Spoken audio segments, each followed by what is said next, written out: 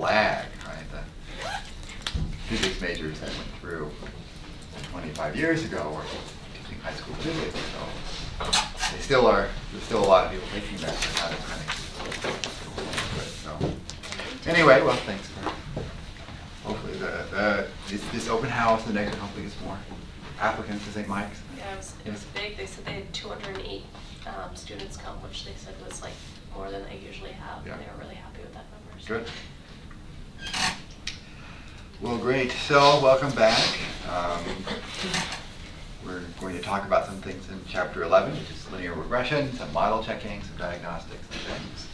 There's a homework 6 that's due on Friday, which has a choice of problems. Right? There's 3 problems on different topics. They each have a little different things that you find when you go through some of the analysis. I suggest reading the description of the 3 and then thinking about which one looks interesting to do. Some code is provided to get the data get started and things, but you might do a little bit more with residuals and some plots and comparison of some other models. And in that, like in what we'll do today, there's not necessarily one absolutely right answer. Often in applied modeling, things are a little tricky. There's choices about how variables get used, about what gets put in there. And so it's trying to find a model that does better than your initial model by including some indicators or interactions or variables in different ways, maybe transformation, and then showing why it's a little bit better. Right? So you can answer the questions associated with those problems, but consider having a little bit more discussion of what you're doing with adding to the model and then kind of a conclusion. Not a full report, but kind of more a narrative about what you're getting, very much like that. And we'll get the homework 5 will come back on Wednesday with more comments. And so hopefully that will also be informative for how you write up the next one.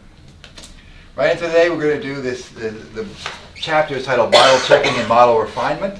Sometimes model checking goes by diagnostics. So we're kind of diagnosing or trying to tell if the model seems appropriate or there's anything going on that could be influencing things in ways that we don't really want. Outliers, influential points, either nonlinearities or deviations from assumptions. And model refinement, maybe it would be called model improvement or model selection to build up a model that includes more variables or subsets. Sometimes it's not only building, but also restricting. So sometimes you restrict to a smaller set of observations and get a better model that fits those. So that kind of type of choice is involved, right? So we'll talk about just a couple of things in Chapter 11. It's kind of interesting to look through Chapter 11 and read some of the discussion that's in there.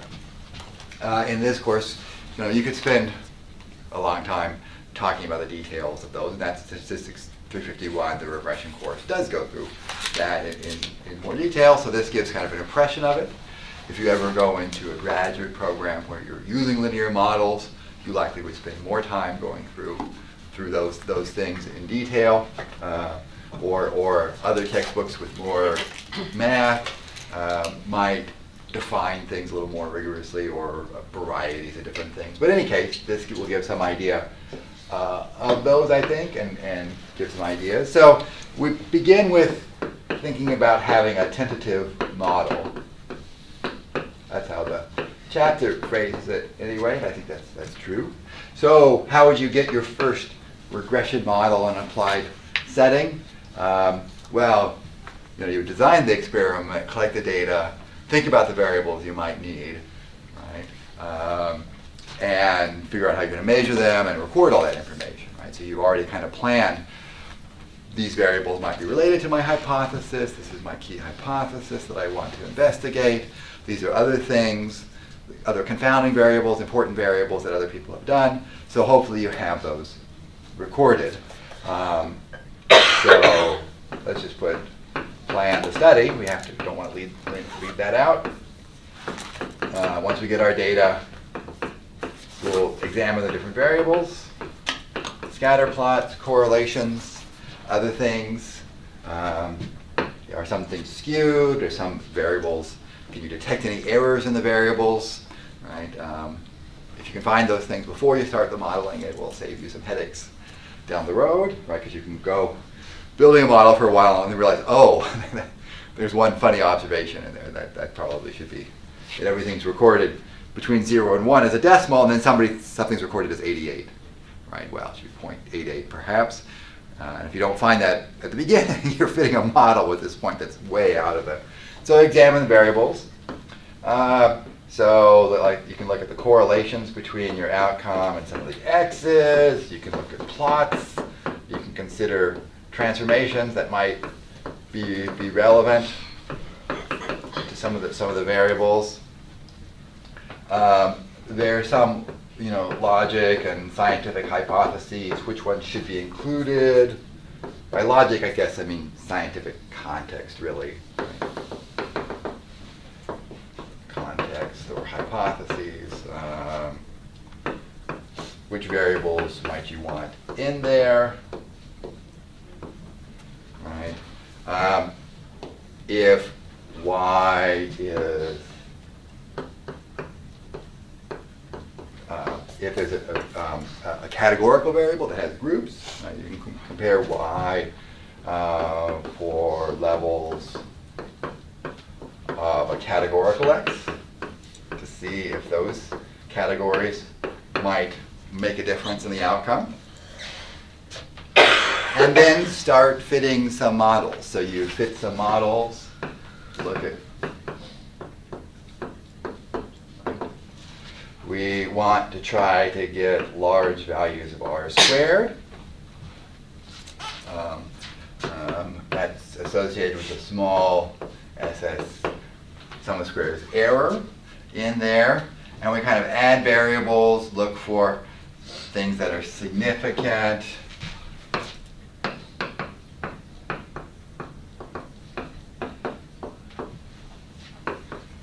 Keep the ones that particularly are statistically significant or important in what you want to study. Right. So you kind of get to a point that you have some initial model that uses what information you have to try to predict in a reasonable way. Right? And on Wednesday we'll talk more about, do you want to keep only significant ones? Do you want to keep, how do you want to do this process a little bit? So you've done some process, you have some kind of initial model. And out of this, the book suggests that there's some objectives we might want to have, right? So it suggests 3 objectives to this initial kind of building of a tentative model. So hopefully, so we should have parameters in there related to the question of interest.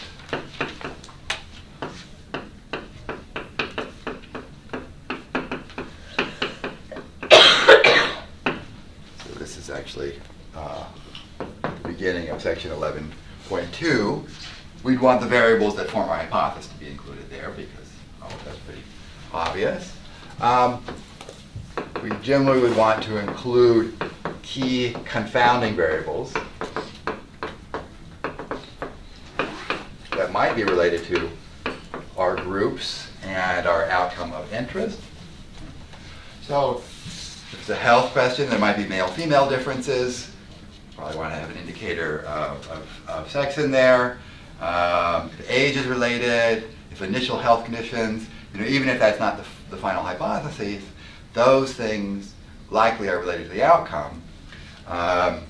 And so even if it is a randomized experiment,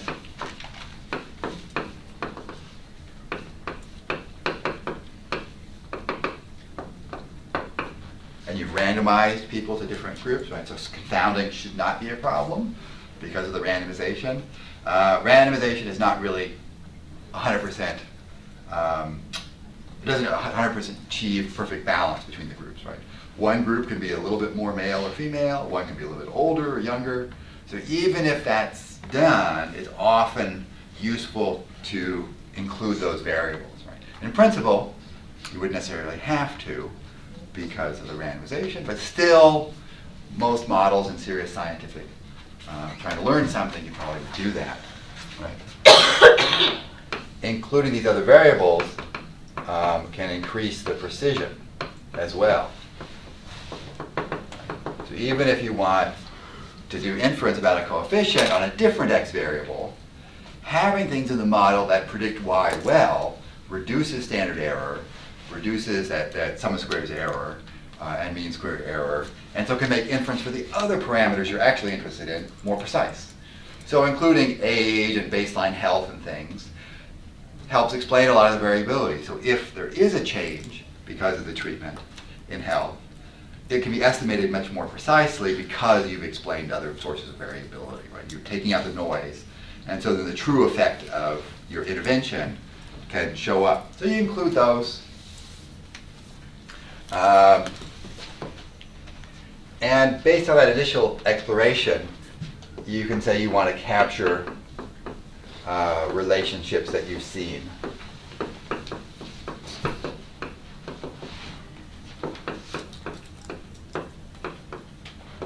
I'll say you can capture relationships you have discovered in the model. If you have other variables you've collected or groups that look like they're related to y, it's great to have those in there as initial. Right? And I could say you can consider consider models used by other people. So consider models in the literature.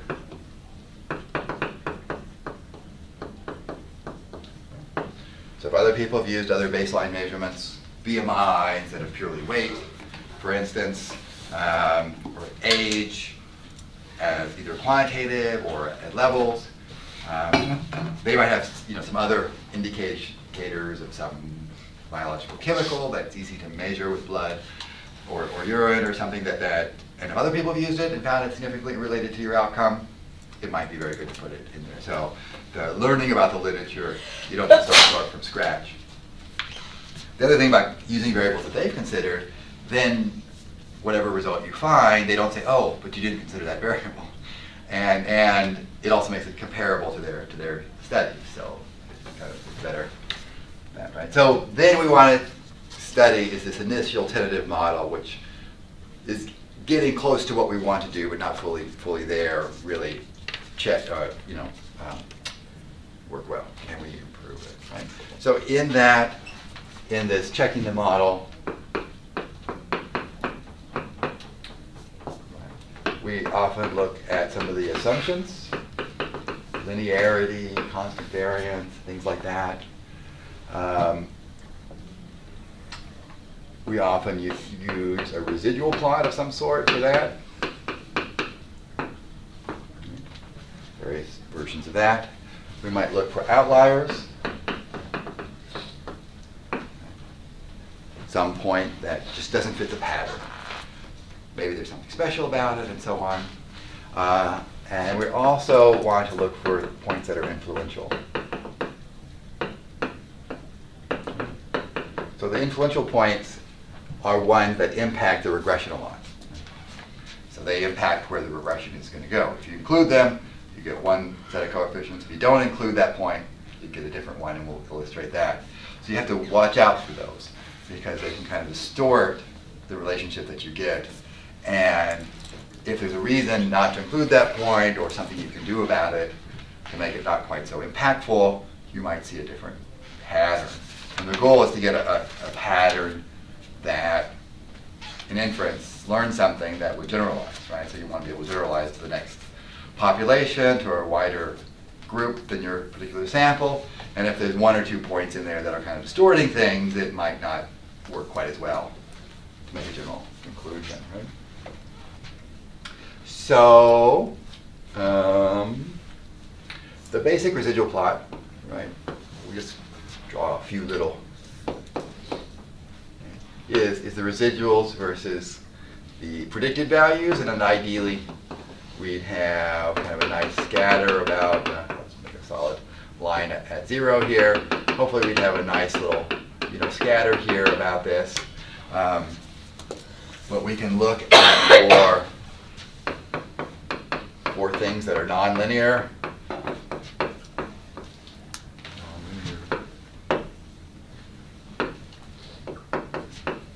Nonlinear patterns, so it can be kind of skewed or kind of going up and then down. Outliers,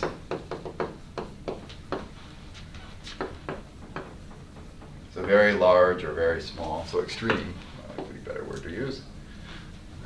Outliers are ones with extreme residuals.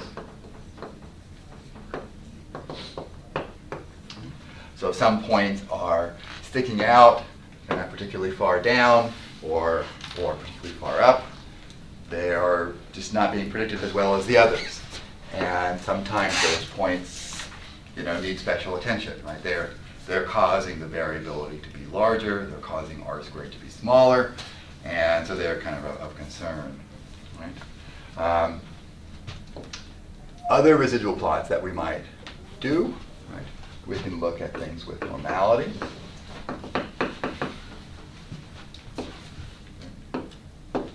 We can do a histogram, right, of the residuals, or we can do a normal probability plot of the residuals. And if things look extremely, skewed, the large residual, say if we had one residual that was sticking out here, a very large one, it would look kind of non-normal. A normal probability plot would kind of come up like this and then stick out on one side or the other. And so I guess this is the E's up here and the normals down here, and it's a histogram. So you would get some idea that it's not quite normal.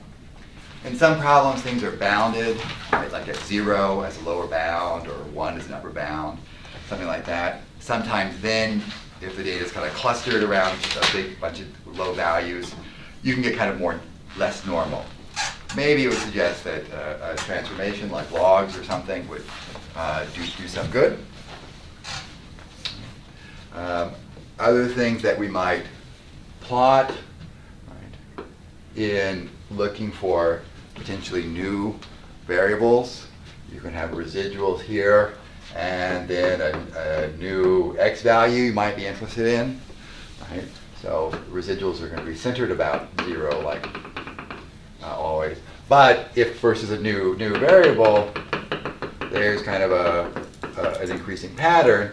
It could suggest putting that new variable in as a predictor. You could also look at the correlations of the residuals with the new variables, and the one that has the highest correlation might be the best one to be put in there. Right?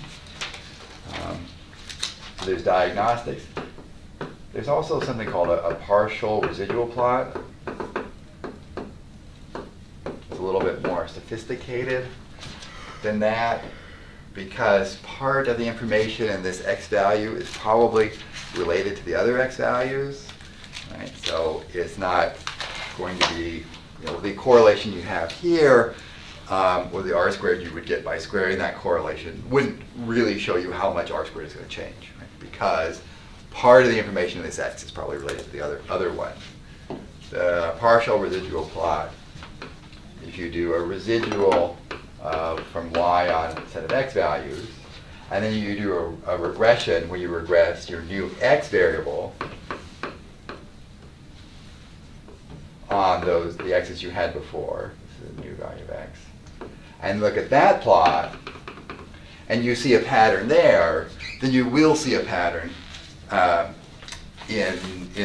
adding that new x value there. So this using the residuals here from the new x on that one kind of takes out that extra information of how the new x is related to the old one. So there's a way to do that, and the book talks about that. Right. Another type of plot that can be done is looking at constant variances.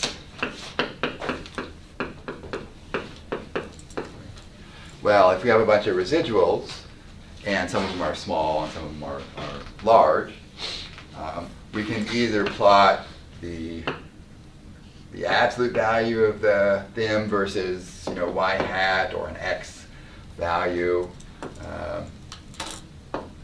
or one of the x's, or you just can do e squared versus the y hat or the x's. And so if there is kind of a bigger spread that's going along with y, so if this was kind of going along and these are kind of small values, and then we see kind of a big spread up here, right? By taking absolute values or squares, it can just kind of pop out more. Right? So if you see kind of a little bit of a pattern, but it kind of makes it stand out part of the reason of doing the residuals versus just the y versus x is it makes the pattern pop out more. And if this is the case, if you see that, you might consider some type of transformation, right? Or there's a way to look at that called weighted least squares. That's described briefly in the book. But there'd be a way of enhancing the model to account for the unconstant variances. Right? But anyway, so a number of things that we might do. Right? What we're primarily going to talk about today are two different things, right? The outliers. Right?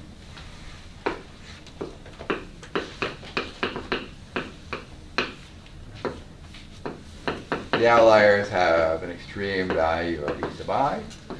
So in like a residual plot, there will be most of the residuals around here, but it's just not predicted so well, right? And in a scatter plot versus one variable versus say an x and a y, you might see it, right? There could be something like like this. And then that one point might kind of stick out a little bit. It might stick out a little bit more with the residual plot. And the scatter plot, might not really be sticking out so much in one dimension, but once you put multiple x's in there, it could, the others can be predicted well, but it just doesn't get predicted so well. So it can, something that initially doesn't look like an outlier, once you build more complex models, might stick out as the one point that just fails. Get predicted. Influential points are ones that then impact the regression. Points that impact the regression. And often these points have unusual x values. Not always. Right? Any residual that's outside of the pattern kind of puts a little bit more pull on the line, right? Pulls it up a little bit. And so you could have fairly typical x values, and it might pull things a little bit. But the big concern, right, that people think about is if you had a pattern that's determined by most of the points, and then you get one extreme x value out here. Right? Well, that point out there, because of our least squares, right, we got to match things in the vertical direction. Right? It's going to pull the line kind of down like that. Right? It might not pull it all the way to go through it. So the residual might appear small. So that seems to fit pretty well. But if you didn't have that one, the line would be totally different. The slope, the significance of the slope, the magnitude of the slope, the predictions for the other cases get affected a lot. Right? And so if you took that out, right, it would change things. Right? And a challenge, right, of doing these things in practice is things are not always so clear. Right? Is that you can have multiple outliers, some big, some small. You're going to have some outliers just by random chance. It doesn't mean that the data are wrong or should be taken out. For influential points, the x's, there might not be one dimension where that x value is extreme. But taken together with a whole bunch of different values, different x variables, it might be extreme in that sense. And so, right. The other thing is that these ones that are influential often have small residuals because they kind of pull the regression line closer to them. So in both of these cases, if you see points that are outliers, you can check the data. Are there obvious errors or problems with it?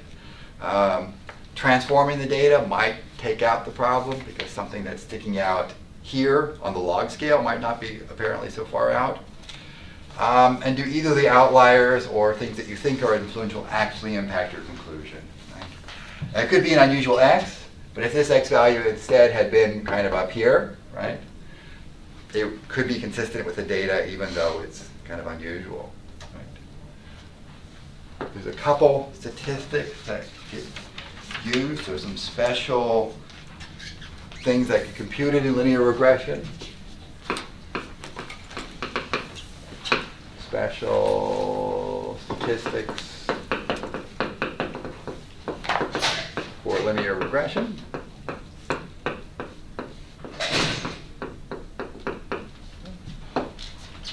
And the linear model is very attractive to people doing methodology work and trying to figure things out. So there's whole varieties of things that people consider in this case. One is called a studentized residual. Okay. So this is a residual for case I, right, when model is fit without case I. So you fit the regression model with all the other data and do a prediction. Right? So maybe this is called the studentized residual is going to be our yi value minus the y hat value for that one when I is not used to fit the model.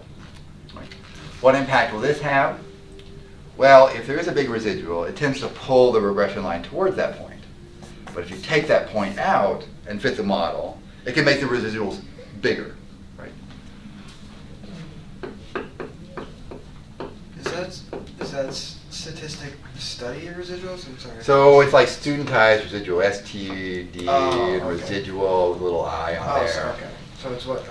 Yeah, it's kind of just a little abbreviation that the book uses for that. So this tends to magnify some of the residuals. And we also tend to standardize it.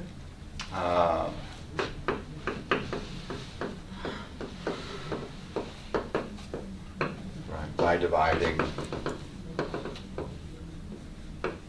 by sigma hat so that we get a judge. Right? So if it's more than 2.5 or 3 standard deviations away, then it's kind of large. Right? It's related to the studentized residual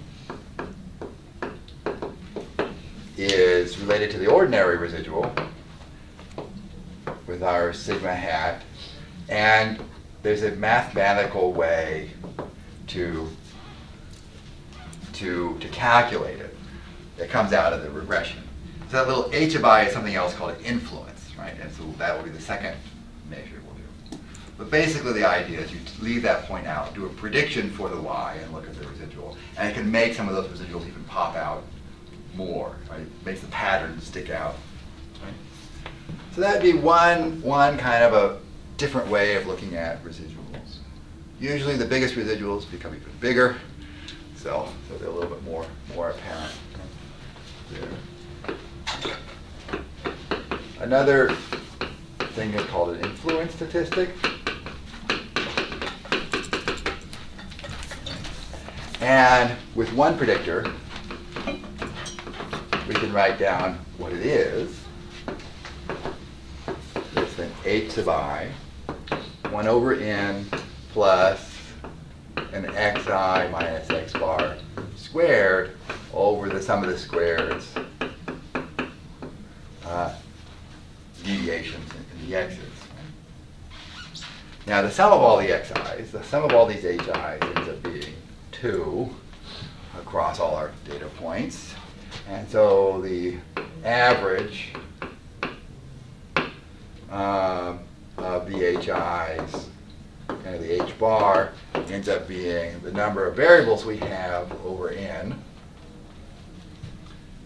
which in this case, the number of coefficients, which in this case it's 2 over n. So this is with one predictor.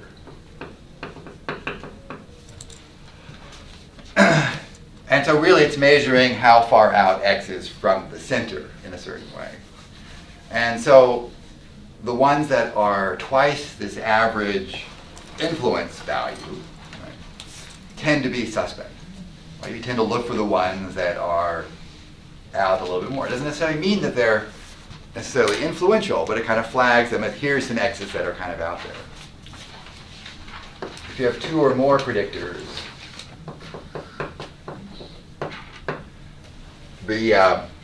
in matrix representations of regression, there's a matrix H that's called the hat matrix. There's this matrix H that, when applied to Y, in a matrix notation puts a little hat on there. So H is called the hat matrix. And so H sub I is the ith diagonal of H. And that H matrix has to deal with all the x's in the multidimensional X space. And so if an X value in 2 or 3 or 4 dimensions or whatever is unusual, that combination of x's you have, it will get a large HI value. And again, you look for, so you flag HI values with the HIs greater than about twice the average. And the ones that end up being 3 times the average or 4 times the average or more really kind of stand out as being influential.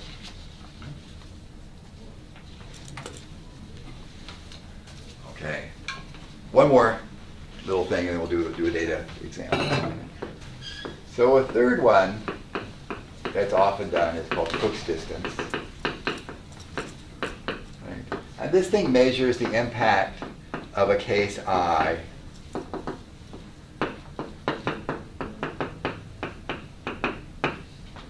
on all the other predictions, on all the predictions.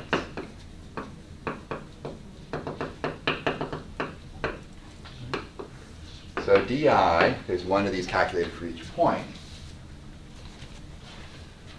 And this is the sum over all of our cases of the impact, the prediction for case J, when I is not used in the model, minus the, I have a hat in my notes. Maybe this I think that's true. Right, so it's a change in predictions when I is used in the model versus when I is not used in the model, and it's standardized by the number of by a couple of things there. Right? What is the P again standing for? So P is going to be the number of coefficients.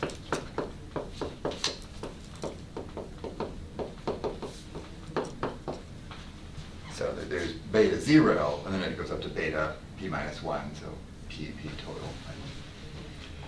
So if leaving out Y changes the model a lot, it's going to change the predictions a lot for many cases, and you're going to get a big value there. So if this stands out much above the average again, it might be a concern. So you use these things along with consideration of other variables or transformations to try and figure out, are there subsets that, some points that are disturbing things, invalidating maybe your conclusions, and so on. So let's look at an example. Right? There's a number of interesting examples, and one example in the book is this exercise 11.24. Right? And so this data set doesn't have that many variables, but what it has a number of species of animals and birds. Right? Here's their scientific names.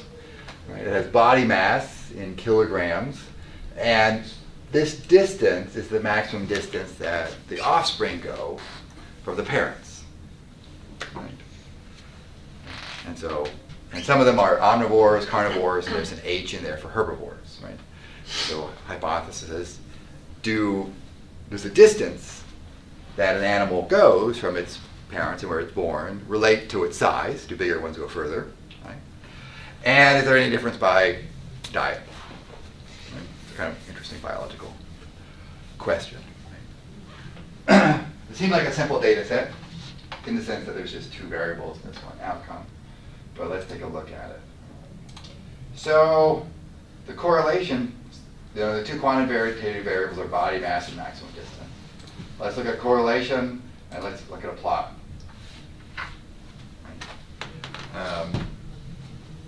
Doesn't look great for linear regression, right? The initial plot and the correlation is not strong, right? In there, right? And you do a number of applications, and you can find other patterns like this. I think, but things that like counties and things like that have, and cities that have a massive distance in terms of size here. Some variables, they'll be very small numbers. So you can get these patterns that look like that. Is it hopeless? Well, that's the only quantitative X we have, so let's fit a regression, and here's the summary. So the summary of this is not significant.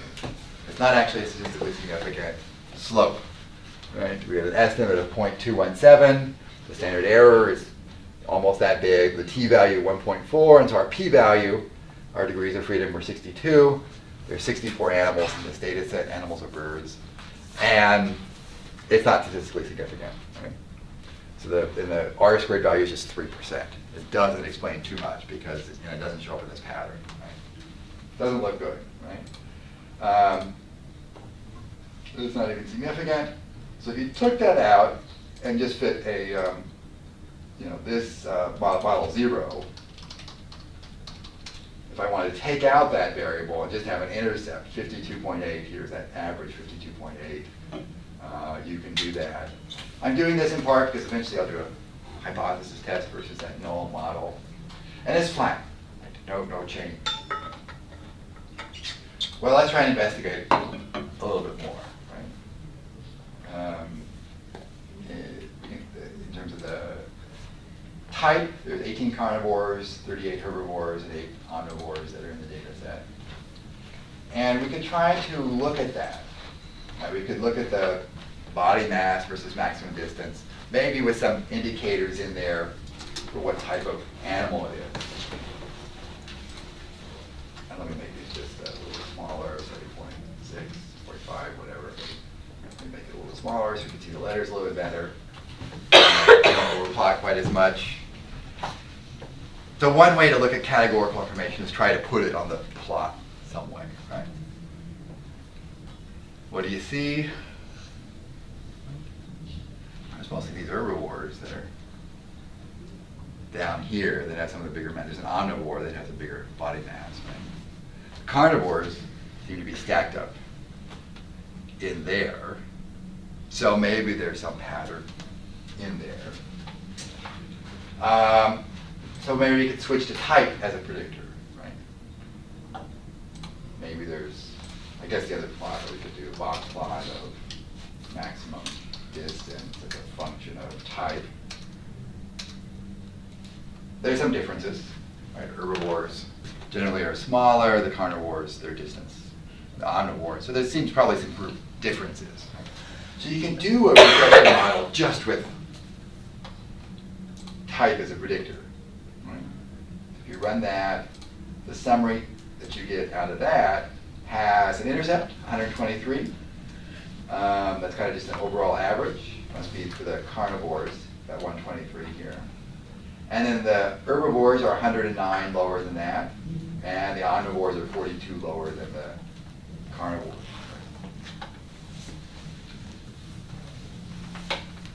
And those, well, one of these is statistically significantly different. The type O is not. But you probably would just keep everything in there, right? So if you compare the model with just an intercept to this one with the two indicators in there, you get a significant F value, which would suggest that there's some difference between these groups. And the herbivores look different from the others. But since there's 3 distinct groups, we probably would just keep all 3 in there, at least at this point. Now we can do residual plots, right? What will the residual plots look like from a model like this? Right? Go back to herbivores, omnivores, kind of spread around on carnivores. What if we only have indicators, right? We only have 3 averages, right? Each group essentially is predicted by its average. What does the residual plots look like? Well, if we put the fitted values on here, well, we're only going to have 3 fitted values, right? And then residuals up there. So let's see what that looks like. So here is a residual plot. Right? This model 1B, right? It's 1 variable. It's only the indicators for the 2 groups. At carnivores, I think we're over here, right? 123, which was this herbivores and omnivores. Well, one of the 2. Right? Which one was it? Looking up here at this, the carnivores were 123, herbivores were at 13. So they're back here, and the omnivores were in the middle. And so the points are plus or minus around those averages. Doing it with just the group gets an R-squared of 0.24 for 24% of the variability. It's just the groups. So if we have that, right, those are the means. So let's try a model that has both type and body mass. Right? Now let's see if we can go back and put body mass in there. We might. Here's body mass versus residuals. Right. Body mass here is the new x variable. Here's the old residuals. And maybe there's a little bit of a pattern here. I mean, there's kind of a big cluster down here. Is there a pattern? Is there a significant relationship between body mass and this? You can maybe imagine it a little bit, but it's kind of iffy. It's kind of flat, right? Maybe it's there, maybe it's not. Right? So let's do a summary of that model. Right. So we have our 2 coefficients for body mass, right? And it's almost significant. It looks like a positive relationship because these points are going out here. Almost significant, right? At this 0.05 level, but not quite, right? R-squared has gone up to 0.286, so that's an improvement. A little bit there. So maybe that's our tentative model, right? We can see now, are there any outliers we need to worry about? Are there any influential points? Kind of do these other checks we might like to do. So if we take the residuals, right, and the residuals, any residuals over 200, let's see. Is there anything that we can, well, okay, so I looked at, let's get back here.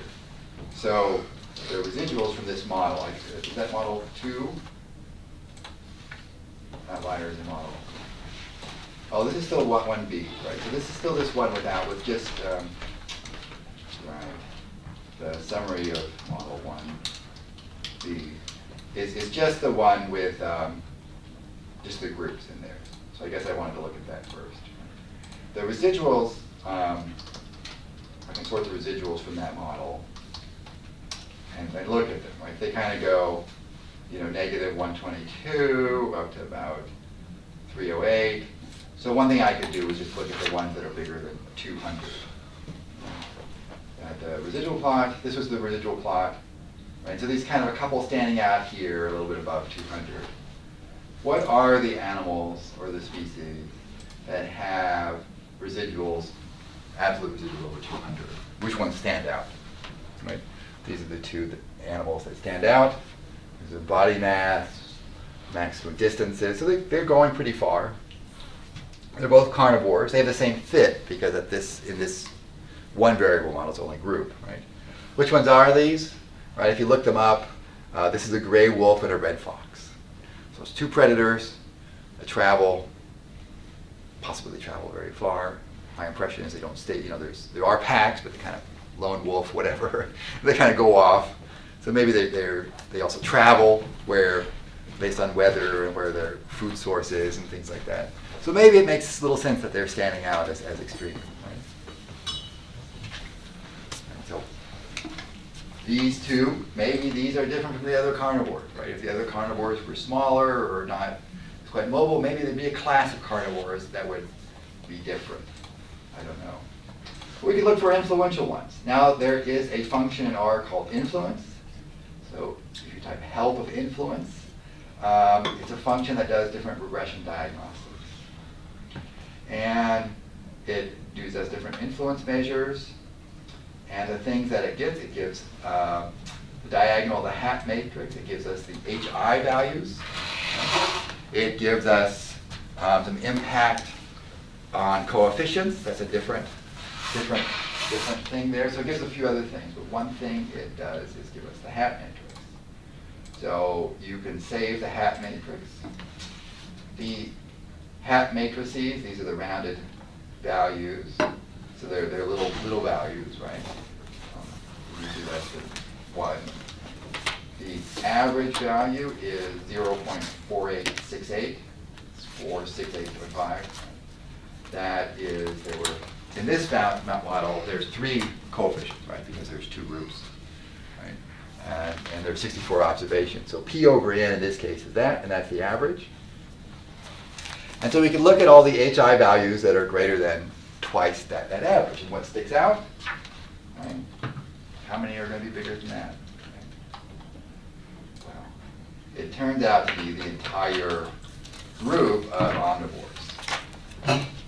The omnivores are the only X values are, is it O, C, or H? Which group seems to be kind of influential or different? Well, it seems that the omnivores stick out as this one group. So it's not quite the usual thing, but it does identify one group as kind of unusual. We'll use this once we build up a little bit bigger model.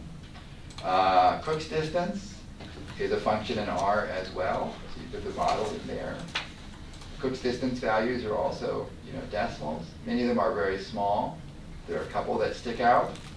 All right, so remember, the Cook's distance are what is the impact of a case on all the other predictions. Well, in this case, the predictions are only within groups, so it's going to be a couple individuals within the group. So which ones? I just chose bigger than 0.13. I kind of looked at these and say, okay, there's a lot of small ones, and there's a couple that are bigger. So I kind of picked the top 4 because they seem most unusual. And which ones are those? Well, the wolf and the fox are still in there, but also the American black bear and raccoon show up as a little bit impactful on the others in that group. Right? So that's something they're kind of outlying within the carnivore group. So they end up having more impact.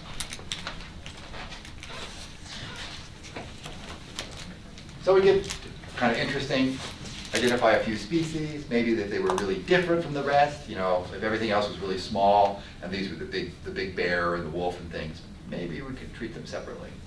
But let's not do that yet. Let's put in the body mass into a model. This was the summary where it's almost significant. And so in this model, we could see if things are influential. I don't think I have code there for that.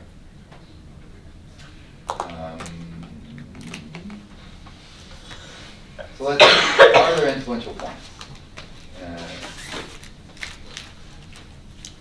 So I would have to kind of copy some of those things. I think I looked at this. Where's my HI?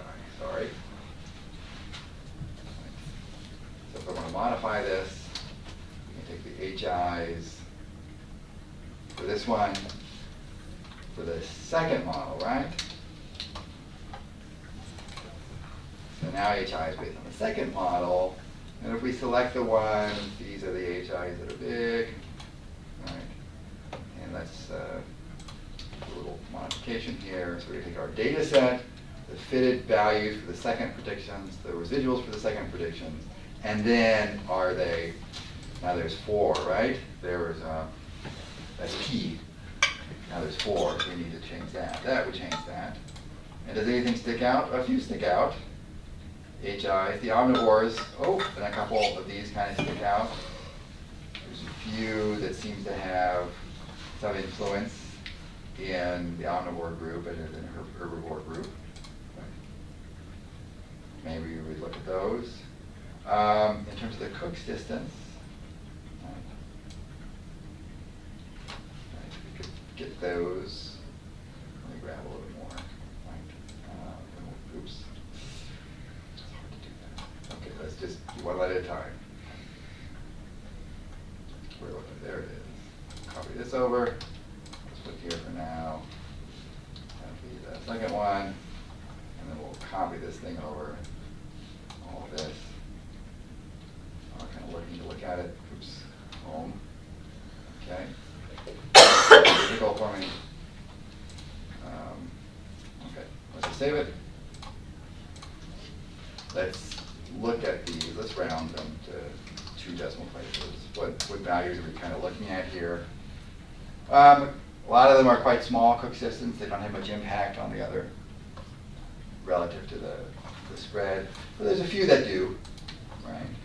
And so, where is this is the one. Let's copy that down here with this other Cook's distance thing. Oh, maybe it was in here. Let's put it here. We want Model 2's predictions for both of these things, and then the DI is greater than. That's the same cutoff works, right? It wouldn't necessarily work. Right? So which ones seem to have a bigger impact on other species? There's the fox and the wolf show up again, and this one, that was the raccoon, I believe, right? Seems to be kind of unusual within that group. Seems to have some impact. Well, we get some evidence about these different things, right? But looking at the plot and the residuals, so if we do a plot of the residuals of the fitted values from that second model, and then the residuals from the second model, and I'm going to kind of suppress the plotting to begin this, and then put some text values in there to look at these things by type. Put type there, and then there's a trick. You can do color. If you kind of make that type thing as numeric, it will change it to a numerical value. Not that that's really scientific or anything, but just for the purposes of making colors on there. And so the fitted values for the carnivores are still there. It is adjusted for body mass a little bit, but doesn't make much adjustment. The H values have a big change in the O. So it looks like the 3 groups are quite a bit different in the pattern of the residuals, right? So looking at something like that, I thought, what if we had an interaction between body mass and type? So in R, you can specify that by just multiplying the 2 together. So it will give both a coefficient for body mass and then the types, which it treats as factor, and then interactions. So it's a little bit, you don't have to necessarily do body type plus the product, just the product, and then they get the individual variables as well. Right? And so that model, what do you end up with? You get an intercept for body mass, and that's significant. Before it wasn't significant, but now it's very significant. Type, well, those are kind of significant. The one's H is significant, but O is not so, but maybe the group is together. But you wouldn't really take those out because you look to the higher order. The interaction between body mass and type is highly significant as well. And R squared's gone up to about 0.52. Right. So it looks like some of these that if we kind of jump past that one model that didn't seem to fit so well to this one that has this interaction, it seems to do better. Now if we do a residual plot fitted for mod 3, and the residuals for mod 3 in there, they're kind of more spread out. It starts to look a little bit more like the regression model residual plot we would hope for. There's kind of a line here, right? The distance doesn't ever go below 0. So you do kind of get this artifact here that you can't get below 0. So prediction, linear prediction goes below, so anyway, there's a barrier that kind of goes there. So it kind of looks, if their distance is actually at 100, your prediction is 100, and the value is 0, nearly 0, right? Then you get about negative 100 as a prediction. So you get this, in this linear model, you can't quite get rid of that. It always looks a little bit wrong. But this looks much more like that. We might still look, is this an influential point?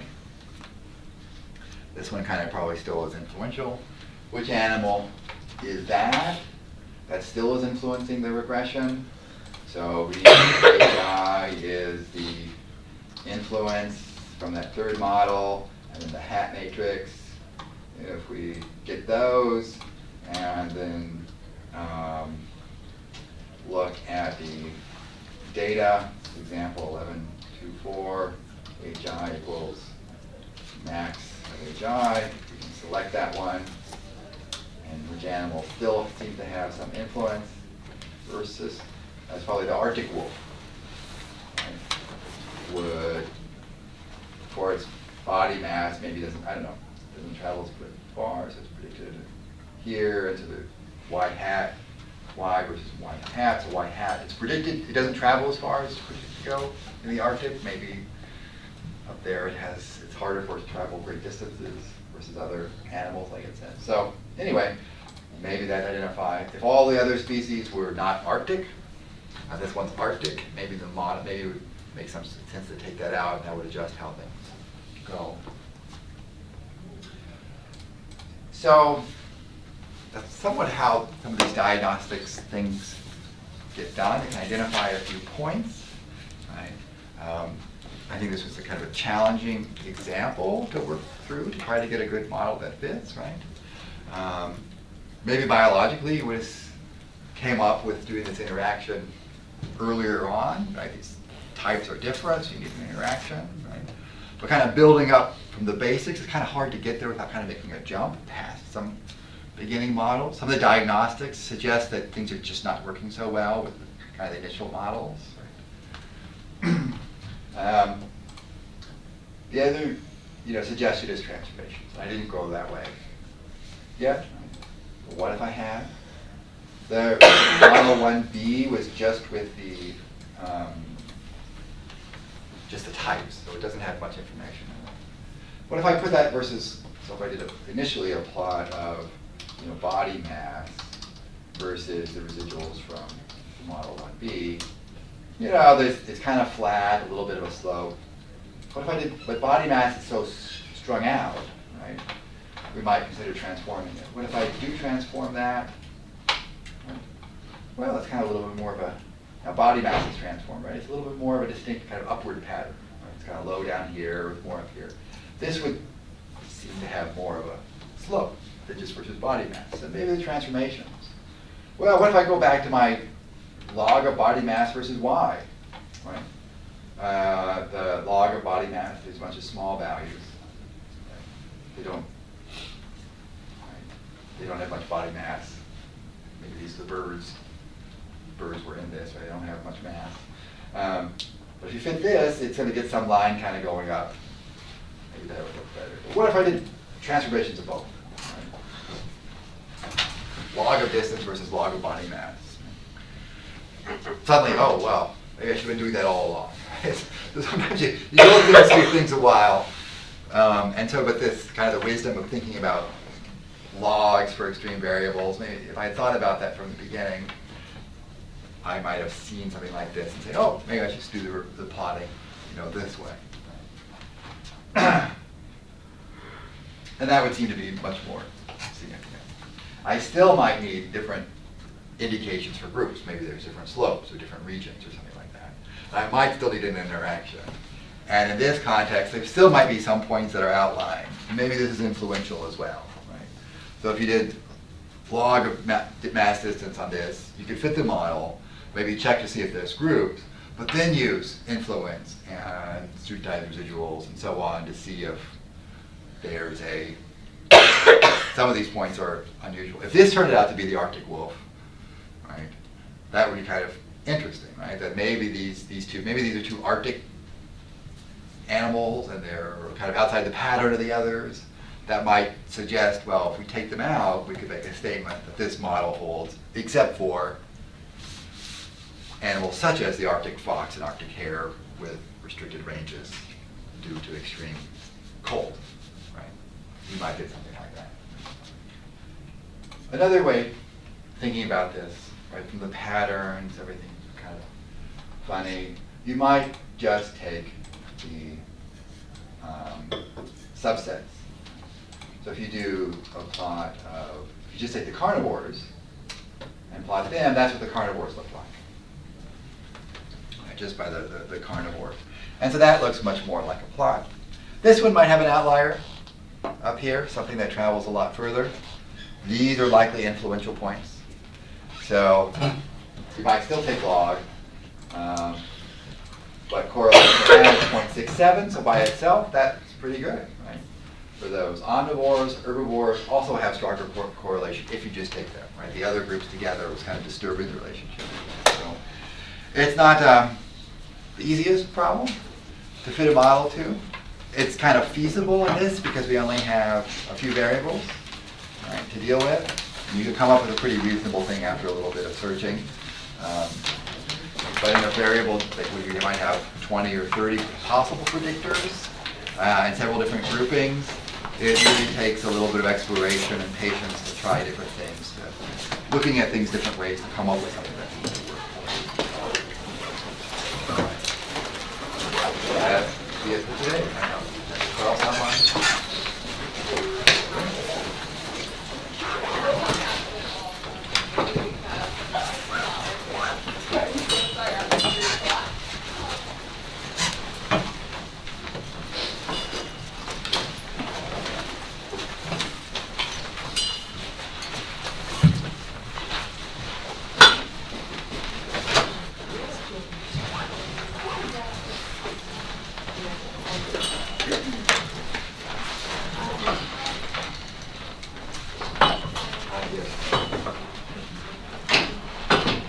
Yes, and I can take a look at that. No, I'll see today, but yeah, I didn't get around to doing that. Yes, I'll start this hours today. So my other class is at 1:30. Here we have 12:30. Do it. Okay. Well, I could look at it and then see if I can teach you something.